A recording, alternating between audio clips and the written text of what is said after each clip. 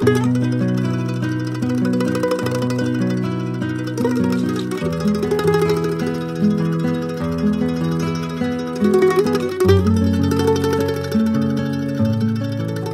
আলাইকুম, আমি Afzal Hossain. Channel I studio থেকে চ্যানেল আইয়ের জন্মদিনে জানাচ্ছি শুভেচ্ছা জানাচ্ছি আপনাদেরকে যারা এই মুহূর্তে টেলিভিশনের সামনে বসেছেন এই অনুষ্ঠানটি দেখবার জন্য। সিনেমা দেখবার সময় একটা লেখা আগে আসে, সংবিধিবদ্ধ সতর্কীকরণ। তো এই অনুষ্ঠানটি সম্পর্কে অনুষ্ঠানটি এগোনোর আগে সেটা বলতে পারি যে কারা অনুষ্ঠানটি দেখবেন, কারা দেখবেন না, কারণ অনেকের সময়ের মূল্য আছে, অনেকে কিছুটা সময় ব্যয় করতে পারেন এই অনুষ্ঠানটি দেখবার জন্যে। অনুষ্ঠানের নাম সেই টেলিভিশন, এই টেলিভিশন, অর্থাৎ একসময় একটা টেলিভিশন ছিল, সেখান থেকে আমাদের টেলিভিশন চলে এসেছে ফোনের পর্দায়। এই দীর্ঘ যাত্রা নিয়ে আমরা কথা বলবো। কয়েকজন মানুষ, বিশিষ্ট জন উপস্থিত আছেন, তাদের পরিচয় আমি করিয়ে দেব। যাদের আগ্রহ থাকবে যে বিষয়টি আকর্ষণীয় শোনা যাক তাদেরকে আমন্ত্রণ, আর যারা মনে করবেন সেই টেলিভিশনের কথা এখন শোনার দরকারটা কী তাদেরকেও স্বাগতম। আপনার অন্য পছন্দের অনেক কাজ আছে, সেটা করতে পারেন। পুরনো কথার দরকার আছে বলে আমার মনে হয় এই কারণে যে পুরনো থেকেও তো শেখার আছে অনেক কিছু, আর পুরনোকে জেনেও তো আনন্দ লাভ হয় কি না সেটা নিয়েও আমরা কথা বলবো। এখানে গুরুত্বপূর্ণ যে অতিথিরা আছেন তাদের সঙ্গে একটু পরিচয় করে দিই। আমার ডান পাশে রয়েছে আমার বন্ধু অভিনেতা তারিক আনাম খান, পাশে রয়েছেন আমার অত্যন্ত প্রিয়, আমি তার ভক্ত, কন্টেন্ট নির্মাতা মহসিনুল হাকিম।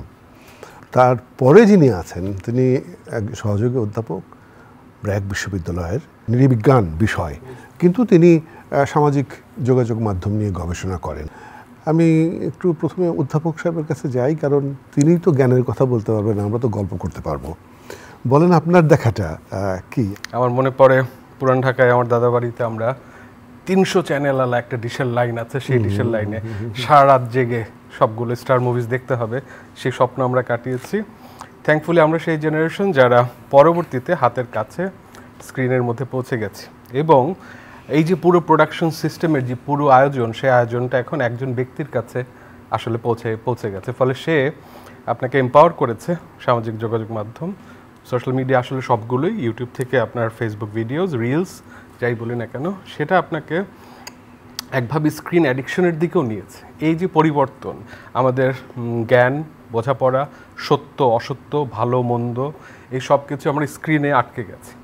আমাদের এই সম্পর্কটা আগে যেভাবে একমুখী ছিল, মিডিয়াম এবং তার ওপাশে বসে লোকজন মনোযোগ দিয়ে শুনছে, সপ্তাহে একটা নাটক, সপ্তাহে একটা এক্স ফাইলস, সপ্তাহে একটা নাইট রাইডার দেখার জন্য তার যে আগ্রহ ছিল এবং মনে থাকা ছিল, সেটা এখন এক বসাতে 30টা এপিসোড খেয়ে ফেলার, আমি শব্দটা এই জন্য ব্যবহার করছি, এক কনজাম্পশনে এই মাত্রায় পৌঁছে গেছে।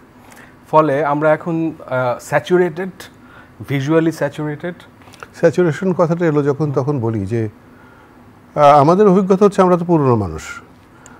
আমি সাতক্ষীরা শহরের, আমার মনে আছে তারেক আনামও সাতক্ষীরার, আমার মনে আছে ওইখানে একটা স্টুডিও, মানে যেখানে মানুষ যে বসে ছবি তুলত, ওরকম একটা স্টুডিওতে একটা টেলিভিশন গেল।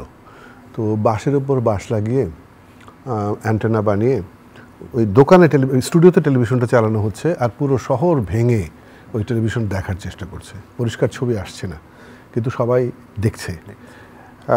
এখান থেকে যদি আসি ঘরে, তাহলে টেলিভিশন পুরো পরিবারটাকে এক করে রেখেছিল।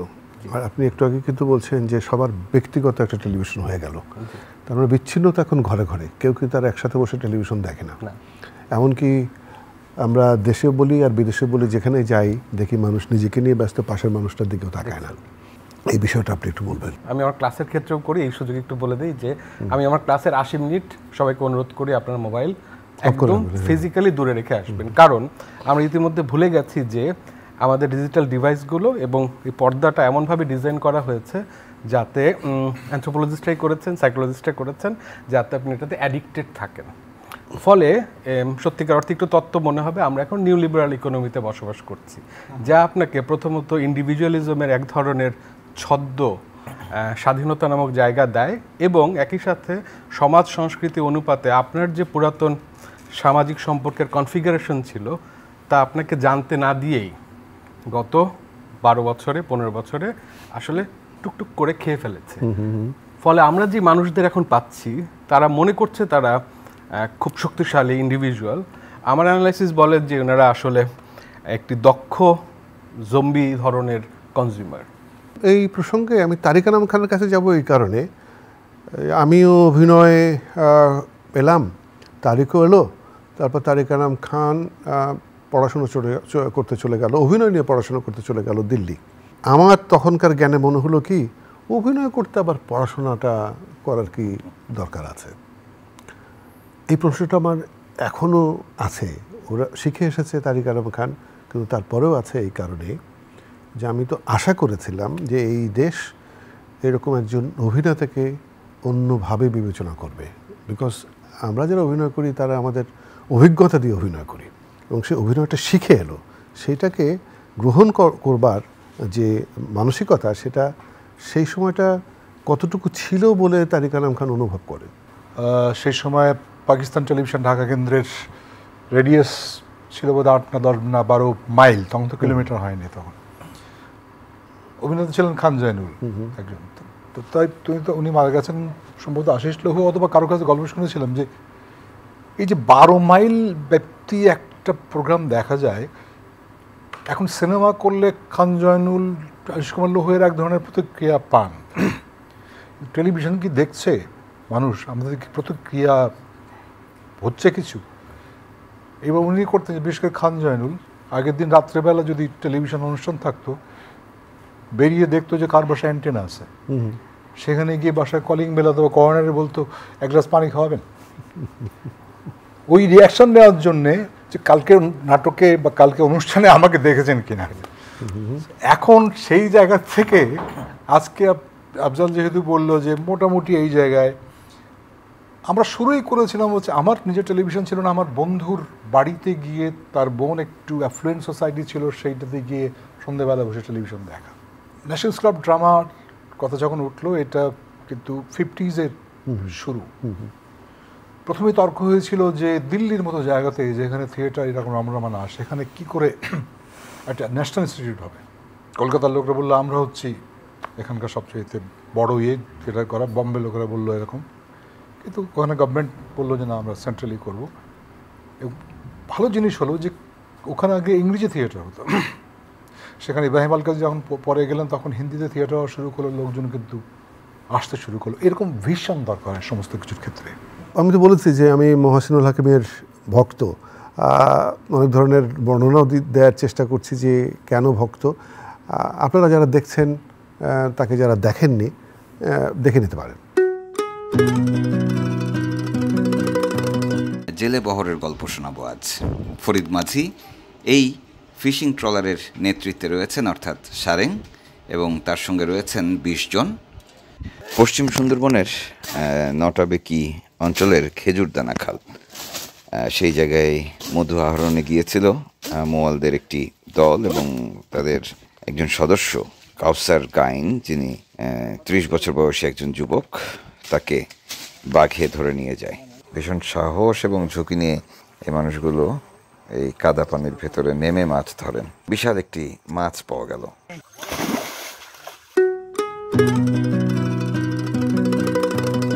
আমি মহসিনুল হাকিম আপনার কাছে আসবো, কিছু জানতে হয় না কিন্তু কন্টেন্ট ক্রিয়েট করা যায়। এটা কি কারণ এই যে জেনে যারা এসেছিল তাদেরটা ওভাবে কাজে লাগানো যায়নি, এই দেশ কাজে লাগাতে পারেনি বলে সেই পথ ধরে আমাদেরকে এরকম একটা দেখতে হচ্ছে যে না জানা মানুষও এটা ব্যবহার করে শক্তিশালী মানবে পরিণত হচ্ছে। এটা কি মনে হয়? আমার যে যা কিছু দেখেন শুধু এইটুকুর মধ্যে, আমি এটা দিয়ে ভিডিও করি, এইখানেই এডিট করি, এখান থেকেই আপলোড করি। অনেকে মনে করে যে হয়তো আমার এডিটিং প্যানেল আছে, আমার ক্যামেরায় অন্য কেউ কাজ করে। আমি কাজটা শিখেছি এবং একই সঙ্গে আমি সিদ্ধান্তটা নিতে পেরেছি যে এটার একটা বাজার আছে, আমার কাজের একটা বাজার আছে, নির্দিষ্ট দর্শক আছে এবং আমি এই কাজটা বুঝি। এখন ঘটনা হচ্ছে যে আমি যদি এটার একটা না জানতাম তাহলে আমাকে আপনি ডাকতেন না, খুঁজতেন না। আমি কিন্তু চাকরি ছেড়ে মানে এই কন্টেন্ট ক্রিয়েটর, যেখানে অনেকে তুচ্ছতাচ্ছিল্য করে, কন্টেন্ট ক্রিয়েটর পরিচয় দিতে অনেকে, আপনি যেটা বললেন কিছু না জেনে, এখন ঘটনা হচ্ছে যে তারাও কিছু জেনে আসে, কিন্তু তারা খুব শর্ট টার্ম জানে। ভাই খুব ভালো বলতে পারবেন যে এই প্রজন্মের বাচ্চাদের বা আমরা ওই বাচ্চাদেরকে ফলো করি। আমি বলছি এই কারণে, আমরা ওই ভুলগুলো কেন করি, আমরা ওই বাচ্চা দেখছি যে ট্রেন্ডের সাথে ট্রেন্ড তৈরি করব, আমি এইটা কেউ ভাবি না, আমি ট্রেন্ডের সাথে, এমনকি আমাদের টেলিভিশনগুলো ওই ট্রেন্ড ফলো করে। আমরা যেহেতু একটু পরে ধরেছি এটা, আমরা পিছিয়ে পড়া, আমরা ওই জায়গাটা ধরার চেষ্টা করছি যে একজন ইউটিউবার বা কন্টেন্ট ক্রিয়েটর, তার হচ্ছে 1 কোটি মানুষ, 2 কোটি মানুষ, 10 কোটি মানুষ দেখছে তাকে। আমি বলছি যে এটা ওই টেকনোলজি জানা, নিউ মিডিয়া সম্পর্কে বোঝা, এবং ভাই যেটা বলছিলেন যে দেখছে কিনা, আমাকে চেনে কিনা, এখন তো এটা বোঝা যায়, এখন এটা বোঝা যায়। এই চয়েসটা কিন্তু আছে। যখন একমাত্র বিটিভি ছিল তখন কিন্তু আমরা খবরের প্রথম অংশ কিন্তু এড়িয়ে যেতাম। জি জি জি। এইখানে কাদের প্রচারণা হবে আমরা জানি, সরকারের কি প্রচারণা হবে, তারপরে কিন্তু আমরা তাহলে কি আমি হ্যাঁ নিশ্চয়ই আপনার কাছে যাচ্ছি। আমি একটু বলি যে নতুন মাধ্যমটা জানা নেই এমন, যেমন আবার বাজারটা বোঝা মানুষও প্রচুর আছে। টেলিভিশন এটা তার নৈতিক দায়িত্ব না যে মানুষকে ভালো করা, মানুষকে ঠিক করতে হবে তা না, কিন্তু টেলিভিশনকে আমরা যে টেলিভিশনের মধ্য থেকে আমরা এসেছি, আমরা দেখেছি যে টেলিভিশনের একটা গুরু দায়িত্ব ছিল মানুষের রুচি নির্মাণ করা। কোনো রকমেই একটা নাটককে জনপ্রিয় করে তুলতে হবে বলে ওটার বিষয় বাছা হয়নি, নাম বাছা হয়নি। নাটকের নাম অশ্রুত গান্ধার, মানে এরকম একটা নাম এখন কেউ ভাবতে পারবে না। রক্তের আঙুল্লতা। হ্যাঁ, তো আমি বলছি না যে ওইটা চিরকালই থাকতে হবে ওই ধরনের, কিন্তু মানুষের একটা দায় ছিল। আপনি যেহেতু এই মাধ্যম নিয়ে গবেষণা করেছেন, আমার একটু জানার ইচ্ছা যে এই যে বাজার বোঝা আর সমাজকে দূরে ঠেলা, এটা আমাদের জন্যে কতটুকু মঙ্গলের আর কতটুকু অমঙ্গলের, বা বাস্তবতাটা কি? প্রথম যে জায়গাটা হলো আমাদের সরকারিকরণ থেকে আমাদের বড় একটা বিপ্লব, বা আপনাদের জায়গা ছিল যে আমরা এই সরকারি ভাষ্য মানছি না। তাহলে আপনারা হলেন সেই ব্লুজ, যে আইকনস, যারা ওই সমাজ, ওই লিবারেল বাংলাদেশ একভাবে, এবং খুবই সহনশীল মানুষ হিসেবে এবং সেন্সিটিভ মানুষ হিসেবে তৈরি হচ্ছেন। তারপরের সময়টাতে আমরা যখন স্যাটেলাইজেশনে ঢুকলাম, আমাদের পার্শ্ববর্তী দেশ এবং অন্য সব কিছু মিলিয়ে, সেই জায়গাটাতে আমাদের একটা দুটো খুব বড় রকমের আমাদের কষ্টের জায়গা আছে। একটা হলো আমার পুরো রাষ্ট্রের মিডিয়া কাঠামো নিয়ন্ত্রণ নয়, সমাজ গঠনের সাথে কিভাবে কাজ করবে তার জবাবদিহিতার গল্পটি উচ্চারিত হলো না, চেপে গেল। দ্বিতীয়টি হলো আগে যখন 90-এর দশকে প্রাইভেটাইজেশন নিয়ে তোড়জোড় চলছে, আপনাদের নিশ্চয়ই মনে আছে প্যাকেজ নাটক, দ্য ইকোনমি অফ প্যাকেজ নাটক, হ্যাঁ, সেটা যখন ঘটছে, তারপর যখন সোশ্যাল মিডিয়া এন্ট্রি হলো, বাংলাদেশের ক্ষেত্রে এটা সবার জানা খুব দরকার, আমরা অসম্ভব অগ্রসর ছিলাম। বাংলাদেশ গোটা বিশ্বে কমিউনিটি ব্লগিং এর ওয়ান অফ দ্য পাইনিয়র, যেখান থেকে ফেসবুক জনপ্রিয় হওয়ার আগেই 2006 সাল থেকে সামহিন ব্লগ এবং আরও 52টা ব্লগের হাত ধরে এই রাষ্ট্রে বাংলাদেশের ব্লগ বিপ্লব ঘটেছে, যেটা বাংলাদেশি সোশ্যাল মিডিয়া বলে বলা যেতে পারে। এখন এটার গুণগত যে পার্থক্যটি হলো, সেটাকে একটু রাজনৈতিক অর্থনৈতিক ব্যাখ্যা দিতেই হবে। একদিকে প্রবল প্রাইভেটাইজেশন, যে মানে অবিবেচক প্রাইভেটাইজেশন, যে দায় ফিল করছে না। এর পরেরটা হলো আরও সূক্ষ্মতর, যে তোমার অবার স্বাধীনতা আছে। I was one of the biggest proponent, যে বলছিলাম সামাজিক মাধ্যম গণতন্ত্রের জন্য খুব জরুরি, এবং আমি এখন বলছি এটা ইভলভ হয়ে যেই পর্যায়ে গেছে, আপনার প্রশ্নে আমরা একটা ভুল কথা বারবার বলি, সবসময়ই তথ্য প্রযুক্তি আরও সহজ করে মিডিয়া মানুষকে পরিবর্তন করে, অবশ্যই, এবং এটা ভ্যালু অ্যাডেড, এটা নিশ্চিত। এআই ভ্যালু অ্যাডেড, এটা প্লিজ মেনে নেন, প্রথম কথা। দ্বিতীয়টা হলো, তাহলে আমার তরফে আমার সমাজে, এইভাবেই বলি, যতগুলো প্রথম বিশ্ব এবং বুদ্ধিমান বিশ্ব, এই বুদ্ধিমান অর্থে বলি, তারা প্রত্যেকেই সোশ্যাল মিডিয়া এন্ট্রির বিষয়ে একটি পুরো 10 বছরের প্রস্তুতি তার ছিল, কিভাবে এটি সোসাইটিতে অপারেট করবে। কিন্তু আমরা খুবই আনফর্চুনেট, কড়া আইন ছাড়া, হ্যাঁ, আমি এটাকে বলি হলো ডিজিটাল সোশ্যালিটি, এই সমাজ যে সে পাল্টে দিচ্ছে। আপনি বাচ্চার কাছে, বাচ্চা জানে না তার কাছে স্ক্রিন আছে, স্ক্রিনে কি কন্টেন্ট যাচ্ছে জানছেন না। ফলে আপনাদের মূল কষ্টটা, আমাদেরও কষ্টটা বোধহয় আসলে শুধুমাত্র মানে কে তৈরি করছে তা না, এটা একটা গণতন্ত্রায়ন হয়েছে, কিন্তু গণতন্ত্রায়নের জন্য যে মানুষদের তৈরি করছি, আপনি ভিউয়ের জন্য তাহলে কত দূর নামবেন, that is a big moral question. সকল প্রজন্মকে কিভাবে একত্রিত করবেন, এর গাইডেন্স কোথায়, এর সামাজিক আন্দোলন কোথায়? যেখানে আমি নিজে প্রস্তাব করছি, বলছি যে আমাদের এত প্রতিভাবান অভিনেতারা আছেন, তারা তাদের জন্য শর্ট ফিল্ম হচ্ছে, তারা তাদের ক্যারিশমা দেখাবেন, সেটা চ্যানেল হয়ে যাক। আমরা সেই টেলিভিশন এই অনুষ্ঠানে কয়েকজন মিলে কথা বলছি, কিন্তু আরও অনেকেই কথা বলেছেন এই বিষয়টা নিয়ে ক্যামেরায়, দেখে আসি সেগুলো। আমাদের দেশের জাতীয় কবি কাজী নজরুল ইসলাম, তারই কবিতায় কেমন করে ঘুরছে মানুষ যুগান্তরের ঘূর্ণিপাকে, দেশ হতে দেশ দেশান্তরে ঘুরছে তারা কেমন করে, বিশ্বজগৎ দেখব আমি আপন হাতের মুঠোয় পড়ে। এই লাইনটিতেই আমরা পেয়ে যাচ্ছি সেই ডিজিটাল বিষয়টি। তো ডিজিটালি আমরা এতটাই উন্নতি করেছি এই কিছু সময়ের ব্যবধানে। আমি খুব সৌভাগ্যবতী, কেননা এই পুরো বিবর্তনটা যেন আমারই সামনে দিয়ে ঘটলো। না, আমি কিন্তু অসুখী না। কত মানুষের কর্মসংস্থান হচ্ছে, কত কিছু নতুন নতুন এক একটা টেলিভিশনে এক এক রকম দেখাচ্ছে, সেগুলো তো অনেক প্রয়োজনীয় কিছু আমি মনে করি আমাদের জীবনে। আমরা তো জানতে পারছি, শিখতে পারছি, তাই না? পৃথিবীর যে নাটকের যে আবেদনটা ছিল, বা ওখানে যে একটা টিম কাজ করতো, যেটা টিম স্পিরিট যেটাকে আমরা বলি, হ্যাঁ, আমরা একটা নাটক করলে যদি কোনো জায়গাটা ফেলে দিতে হইতো, ওই জায়গাটা ভরাট করতে আমাদের আবার ওইটুকু শ্যুট করে এনে ওই জায়গাটা ভরাট করতে হইতো। ঠিক আছে, এখন তো সেরকম ডিজিটালি এগুলো কোনো সমস্যা না। কি এখন তো দেখি যে একটা পেন ড্রাইভের মধ্যেই একটা নাটক বা অনেক নাটক হয়, বা একটা কার্ডের মধ্যেই একটা পুরো নাটক হেঁটে যায়। টেলিভিশনের শুরুতে মনোযোগ ছিল মূলত যারা সাংস্কৃতিক ক্ষেত্রে কাজ করেন তাদেরকে একসঙ্গে টেলিভিশনে হাজির করে মূলত টেলিভিশনকে একটি সংস্কৃতি বিষয়ক আয়োজনে পরিণত করা।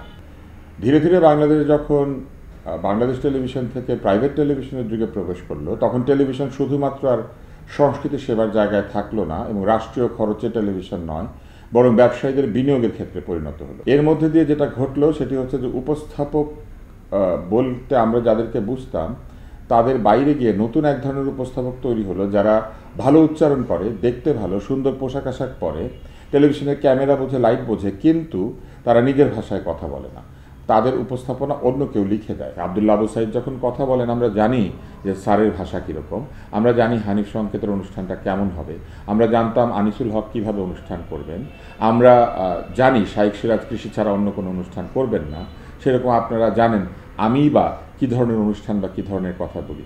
কিন্তু এখন উপস্থাপকদের আলাদা করে আর চেনা যায় না, কেননা তিনি একই সাথে অভিনয় করেন, নাচেন, গান ফ্যাশন শোতে হাঁটেন, অন্য উপস্থাপক বা শিল্পীকে অদ্ভুত সব প্রশ্ন করেন এবং নিজেও অদ্ভুত সব প্রশ্নের মুখোমুখি হন। এবং সেই সময় যে রেকর্ডিংগুলো হতো সেটি 4টি ক্যামেরায় আমরা প্রতিটি দৃশ্য ধরে আমরা রিহার্সাল করতাম এবং একবারে সেটি রেকর্ড করা হতো। এখন যে কাজগুলো হচ্ছে, বর্তমানে ইউটিউব চ্যানেল হচ্ছে, অনেক কাজ হচ্ছে, এবং ওটিটি প্ল্যাটফর্মেও কিন্তু অনেক কাজ হচ্ছে। এই সময়ে যারা কাজ করছে তারা কিন্তু সারা পৃথিবীর সঙ্গে কম্পিট করেই কিন্তু কাজ করছে। আগে যেমন একটি টেলিভিশন ছিল, পরবর্তী সময় আমরা অনেকগুলো স্যাটেলাইট চ্যানেল পেয়েছি, এখন কিন্তু প্রত্যেকের হাতে হাতেই আমরা মানে কন্টেন্ট ক্রিয়েট করার যে আনুষঙ্গিক যে বিষয়গুলো আছে সেগুলো তাদের হাতে হাতে। আমার কাছে মনে হয় যে কন্টেন্ট ক্রিয়েটর হিসেবে মহসিনুল হাকিমের কোনটা গুরুত্বপূর্ণ মনে হয়, যে আমি অন্যের চেয়ে কতটা কম কতটা বেশি উপার্জন করছি, নাকি আমি যে কন্টেন্টটা করি, নৌকায় আমি ভাসছি পশুর নদীতে এবং যে নৌকার সঙ্গে দেখা হচ্ছে মাঝি দূর থেকে আমাকে সালাম দিচ্ছে, কবে আইলেন, কোনটা গুরুত্বপূর্ণ? এটাই তো আমার বাজার। আমি কিন্তু বাজারটাকে খুব সামগ্রিক বলেছি। বাজার বলতে শুধু অর্থনীতি না, যেটা ভাই বললেন যে রাষ্ট্র যারা নীতি নির্ধারক তাদের কাছে কি আমরা কিছু দিয়েছি, গবেষকরা কিছু দিয়েছেন, যে বা আমরা টেলিভিশন বড় বড় প্রতিষ্ঠান আমরা কি কোনো গবেষণা করছি? না, এই কর্মের মধ্য দিয়ে গবেষণা না করলে আপনি জানবেন কি করে আপনার বাজারটা কোথায়, আপনার দর্শকরা কি ভাবছে। আপনি একই জিনিস দর্শককে দিবেন, কিন্তু এখন তারা একটু এইভাবে চায়, আপনি আপনার মতো করে দিচ্ছেন তো। শুধু যোগ করতে চাই এখানে যে বাংলাদেশের কন্টেন্ট ক্রিয়েটর যারা এবং নাটকের লোকজনের জীবন সম্পৃক্ততা কিন্তু এখনো আছে বলে আমি মনে করি। আপনারা আমি কম দেখেছি, ওর মুখে যা শুনছি এবং যতটুকু আমি জেনেছি তাতে আমি বুঝি যে এই যে নদীর মধ্যে মানুষজনের মানে বাড়ি হারা, নদীর ভাঙনে বা ভাসমান এই লোকগুলো স্টোরি কি আমরা টেলিভিশনে সেই সময় শুনতে চাইতাম না, এগুলো কিন্তু এখন আছে। আমাদের টেলিভিশনের অভিনেতারা কিন্তু আজকে মোটামুটি পশ্চিমবঙ্গে অনেক অ্যাক্সেস পেয়েছে, সেটাও কিন্তু টেলিভিশনের এই ইউটিউব বলেন বেশের কারণেই কিন্তু যারা করে ওখানে আপনি বিশ্বাস করবেন না। আমি তো কম করি সেই অর্থে, আমাদের তো আমার থেকে আরো বেশি পপুলার অ্যাক্টরস আছে এখানে, আমাকে পর্যন্ত চিনে তারা বলছে যা হয় এখন মোবাইল হাতে আমি দেখেছি খুব ভালো ইত্যাদি ইত্যাদি সেলফি তুলি। তার মানে কি আমার একটা বড় জিনিস এখনো বাংলাদেশ নিয়ে ক্লেম করতে চাই, এখনো হৃদয়ের ছোঁয়াটা অন্তত 70% বা 2/3 নাটক বা কন্টেন্টের মধ্যে কিন্তু আছে। নিশ্চয়ই আছে বলেই কিন্তু আমরা এখানে বসেছি এবং একত্রিত হয়ে বসেছি এই কারণে যে যাই ঘটুক না কেন অ্যাট দ্য এন্ড বলতে পারবো আমরা যে ভালোর মানে মন্দ অনেক কিছুই ঘটছে। কারণ স্বাধীনতার কথা বলছিলেন না একটু আগে, কবি তো বলেছেন আসলে স্বাধীনতা পেয়ে গেলে আমরা পরাধীন হতে ভালোবাসি। মানে সেই পরাধীনতাটা কি সেটা যদি বুঝতে পারি তাহলে একটা গোত্র কিন্তু স্বাধীনতা পেয়ে অ্যাকচুয়ালি মানুষের মধ্যে অনুভূতিটা দেয় যে পরাধীনতা ওর চাইতে ভালো। কিন্তু মূলত যতদিন ধরে এই পজিটিভিটিগুলো থাকবে, মহাসনুল হাকিম বা এই ধরনের কন্টেন্ট ক্রিয়েটাররা বা তারিক আনাম খানের মতো সিরিয়াস অভিনেতারা, যারা সিরিয়াস অভিনেতারা অভিনেতা তো অভিনেতাই, সিরিয়াস অভিনেতা কেন বললাম সেটা হলো যে অভিনয়টা মানে যখন শিখে এসেছে মানুষ, তার মধ্যে কিন্তু এক ধরনের দায়িত্ববোধ থাকে যে আমি কি করব এবং কি করব না।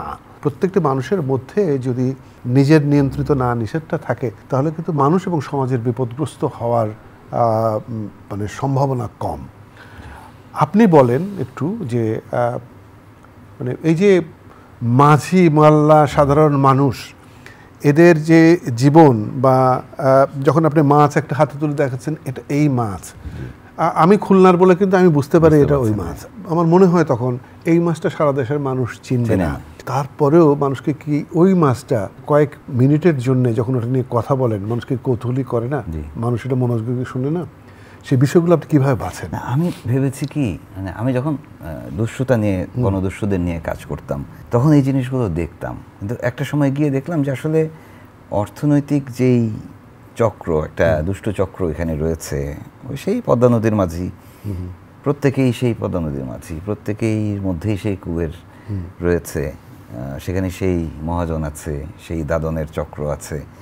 আমি যখন যাই সুন্দরবন প্রথম তখন দেখি চিংড়ি মাছের কোনো দাম নাই, 0 টাকায় দিতে হয়। এরপরে মাঝখানে সময় ভুলে যাবো, তারপর আপনি কন্টিনিউ করবেন। সেটা হলো চিংড়ি মাছের দাম নাই যখন বললেন তখন আমার মনে হলো আপনার একটা এপিসোড দেখেছিলাম সেখানে আমরা বলি পায়রা তেলি, পায়রা, হ্যাঁ, মানে এলাকার ভাষায় বলি পায়রা তেলি, ওটা পায়রা তালি, পায়রা তালি।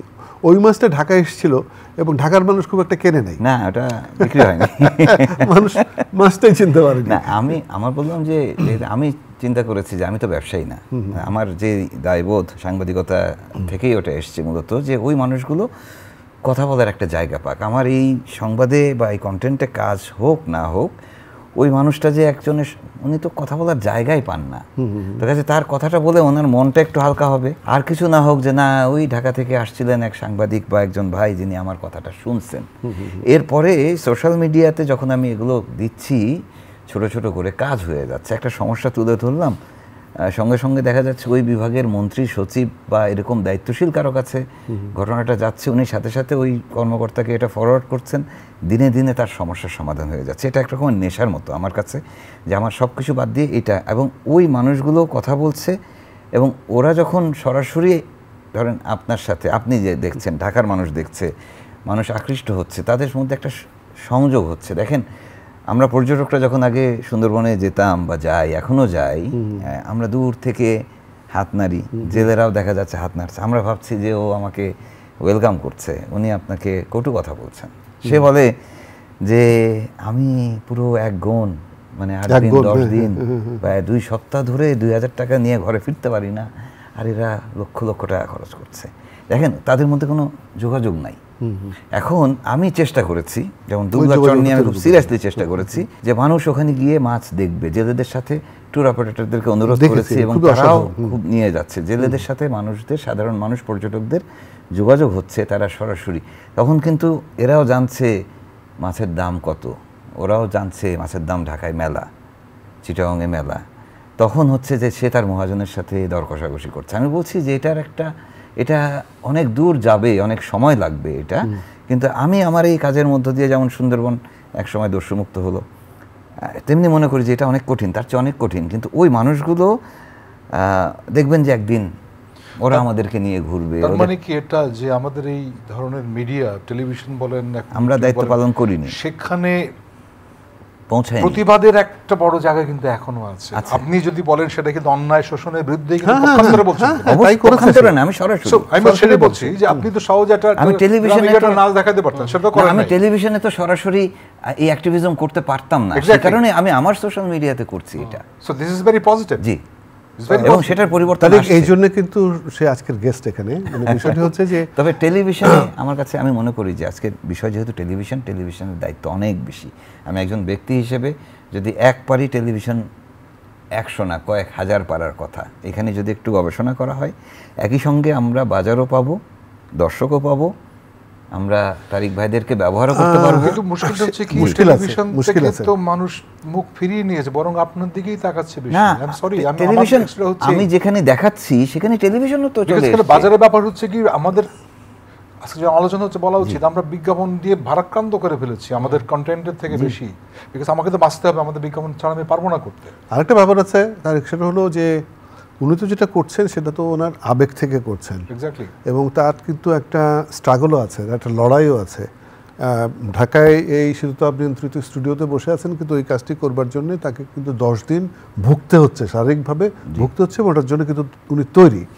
যখন একটা প্রতিষ্ঠান থেকে মানুষ এই শিল্পের প্রতি দায় রেখে তো আসলে এই কাজটি করতে যাবেন না, এটাই তো সবচেয়ে বড় সংকট। যাবে আমি তো টেলিভিশন থেকে গেছে, কিন্তু আপনার ব্যক্তিগত আগ্রহ ছিল এই বিষয়টা, সেরকম লোক খুঁজে বের করতে হবে। আমার শিল্পের দায় থেকে আমি বলবো মানুষের প্রতি দায় আমাদের বড়, মানুষের প্রতি দায়। ঠিক এইটাই, ওটা থাকলে বাকি সেটা থাকলে বাকি সব কিছু হয়ে যায়। থিয়েটারের অ্যাক্টিভিটি শুরু হয়েছিল কিন্তু মানুষের জন্য দায়, সমাজের জন্য দায়, এইটা প্রতিবাদের জায়গা তৈরি করা। এটা তারেক ভাই, সেটা হলো আমার মনে হয় থ্যাঙ্কফুলি যে আপনার দীর্ঘ অভিজ্ঞতা এবং সবচেয়ে গুরুত্বপূর্ণ মানুষের প্রতি ভালোবাসা এবং তার দক্ষতা, এটার অ্যাপ্লিকেশন নট নেসেসারিলি আপনার মতোই সবাই করেছে একই দক্ষতা সমেত। ফলে আমি যে জায়গাটার প্যারালাল করতে চাচ্ছি বারবার, ওটাকে আসলে এখানে টেলিভিশন খুব শক্তিশালী, একটু গাইডেন্সের মতোই শোনাক, কিন্তু ইম্পর্টেন্ট জায়গা হলো প্রযুক্তি সামনের সময়গুলোতে এত এমবেডেড হবে এবং ইতোমধ্যে আপনার মন, মস্তিষ্ক, সমাজ, দর্শন সকল কিছুকে এমনভাবে সে একভাবে কলোনাইজ করেছে, যদি আপনি সচেতন না থাকেন, সেটার ফলে একটা বড় অংশ কিছু রকমের নিউ লিবারাল এজেন্টে রূপান্তরিত হবে যদি উনি কনসিয়াস না হন।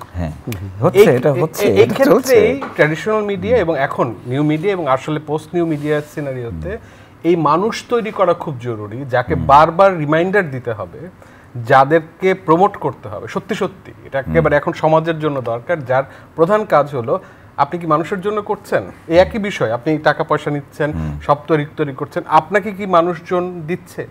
এই সম্পর্ক পুনর্নির্মাণের জায়গাটাতে আমাদের এই পুরো এফোর্টটা ঘোরাতে হবে। না হলে যে ঝামেলাটা হবে সেটা হলো, আমরা ভাবিও নি যে আমাদের শিশু বাচ্চাদের ভিডিও আসলে শেষ পর্যন্ত তাকে লং টার্ম সার্ভেলেন্স এবং আরও খারাপ দিকের জন্য যাচ্ছে। আমাদের বাবা মারা সচেতন না যে আমার শিশু বাচ্চার ছবি ফেসবুকে দিতে নাই। হ্যাঁ, কিন্তু এটা তো আবার আমার সমাজ এবং শিক্ষা ব্যবস্থার দায়িত্ব ছিল সবাইকে শেখানো। ডিভাইসের চেয়েও খুব গুরুত্বপূর্ণ এই ডিভাইস যে কত শক্তিশালী। আমি একটা ছোট্ট উদাহরণ দিই, আমার ব্যক্তিগত উদাহরণ। সেটা হচ্ছে আমার ছোট ছেলে, আমার ছেলেদেরকে আমার কখনো মনে হয়নি যে এরা অভিনয়ে উৎসাহী, কিন্তু একদিন আমাকে বলছে যে ওর একটা মাইক্রোফোন দরকার, এবং কেন দরকার সেটা যখন শুনলাম আমার কাছে খুবই অবাক লাগলো। সেটি হচ্ছে এই মিডিয়ার কারণেই ওটা নেটওয়ার্ক তৈরি হচ্ছে তার, ওই মানুষগুলো এই দেশেই বাস করে না, কিন্তু তারা ছোট ছোট ফিল্ম বানিয়ে ওইটা বিভিন্ন দেশের বিভিন্ন জন ভয়েস দেয়। মানে আমার কাছে একটা অসম্ভব ব্যাপার মনে হয়েছে যে কোন জায়গায় একটা ছবি তৈরি হচ্ছে, ও ধানমন্ডিতে বসে গলা দিচ্ছে, ভয়েস দিচ্ছে ওই ফিল্মের জন্য। এটা একটা এই ধরনের পরিবর্তন তো আমি আমার জায়গা থেকে বললাম, প্রত্যেকটি মানুষের 100টা করে গল্প আছে যে অসাধারণ ঘটনা ঘটছে। নিশ্চয়ই নতুন মাধ্যম আমাদেরকে অনেক এগিয়ে দিয়েছে বটেই। আমরা যখন অভিনয় করেছি, দর্শকও ছিলাম, আমরা লক্ষ্য করেছি যে সিরিজগুলো আসতো দেখার জন্যে, সেটি হচ্ছে পৃথিবীর শ্রেষ্ঠ যে সিরিয়ালগুলো, জনপ্রিয় সিরিয়ালগুলো, পৃথিবীর শ্রেষ্ঠ, আমি যে কথাটা বলছি তার মানে আমি বাংলাদেশ, আমি অর্থনৈতিকভাবে কত মজবুত সেটা গুরুত্বপূর্ণ না, আমি পৃথিবীর, সারা পৃথিবীর সৌভাগ্যবান ব্যক্তিরা যে সিরিয়ালটা দেখছে আমি সেটা দেখার সৌভাগ্য পাচ্ছি। অনেক টেলিভিশন হয়েছে, আমরা কিন্তু দাবি করতে পারি না যে সেরা সিরিয়ালগুলো দেখার সুযোগ আমাদের আর আছে। আমরা মনে করছি বাণিজ্যিকভাবে কোনটা সুবিধাজনক সেটা দেখছি, সেটা আমাদেরকে কতটা, আমাদের দর্শক তাদের কতটা উপকারে আসে তাদের কেন। একটা জিনিস আফজাল আমি সবচেয়ে বেশি এখনও ফিল করি যে প্রকৃত শিক্ষার একটা অবমূল্যায়ন এখানে হয়েছে। আমি যদি একটু পুরনো টেলিভিশনের লোকজনগুলোর দিকে তাকাই, যখন টেলিভিশন শুরু হলো তখন ছিলেন কলিম শরাফি, তখন ছিলেন আব্দুল্লাহ মামুন, তখন ছিলেন মুস্তাফা মনোয়ার, সৈয়দ আব্দুল হাদি, আতিকুল হক চৌধুরী, সৈয়দ আব্দুল হাদি থেকে যারা শিক্ষিত এবং খুব ওই শিক্ষিত মানে শুধু বইপত্র পড়াশোনা না, আদার এক্সপোজারও অনেক বড় আছে, তাদেরকে ডেকে নিয়ে কিন্তু টেলিভিশন, বা জামিল চৌধুরী যদি কথা বলি, তিনি কিন্তু যে সময় ডিজি ছিলেন তখন কিন্তু তৎকালীন সরকারের খুব বড়, আমি নামটামগুলো এখন বলতে চাই, তার একটা প্রচারের ব্যাপার ছিল যে খবরের কাগজে যেতে হবে, এই জায়গায় যেতে হবে। উনি বলছেন দেখেন অতিরিক্ত exposure to the media is bad, আপনার জন্য ভালো কিছু করবে না জিনিসটা। তিনি কিন্তু বলেছেন ঠিক আছে তুমি যখন বলছো থাক জিনিসটা, এই যে বলার সাহসটা এটা খুব দরকার। এই জায়গাটা মনে হয় আমরা বোধহয় একটু ঝামেলা করছি, এবং যে কারণে কিছু খুব কপট ব্যবসায়ী, এগুলো আমরা নাম নাইবা বললাম, সেগুলো কিন্তু ঢুকে তারা কিন্তু বিভিন্নভাবে এক্সপ্লয়েট করে সেটা কিন্তু বিয়ে করছে। আমি শুধু এইটাই বলতে চাই যে ultimately at the end of the day ভালো জিনিসটাই টেকে বেশি। অবশ্যই একটা জিনিস ও যখন বললো পুরনো মানুষগুলোর নাম যখন উচ্চারণ করছিল, তখন আমার মনে হলো যে আমাদেরকে আসলে অভিনয় দেখানোর মানুষ ছিল, যে আমাদের মনে হতো মানুষ ছিল, বকার মানুষ ছিল।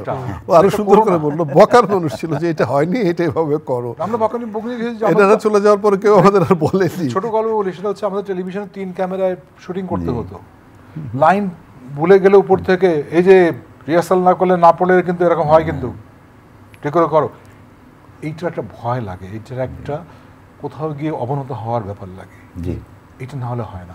এটা শুনতে হয়তো খারাপ লাগবে, কিন্তু আমি এটা একটু বলতে চাই এই কারণে যে আমাদের ছোটোকালে আমরা কিন্তু এফডিসিতে ঢোকার জন্য লাইন দিয়ে দাঁড়িয়ে থাকতাম, 7 দিন পর কোনো একদিন সুযোগ হতো এফডিসিতে যদি ঢুকতে পারি, তার মানে এফডিসি এরকম একটা স্বপ্নের জায়গা ছিল।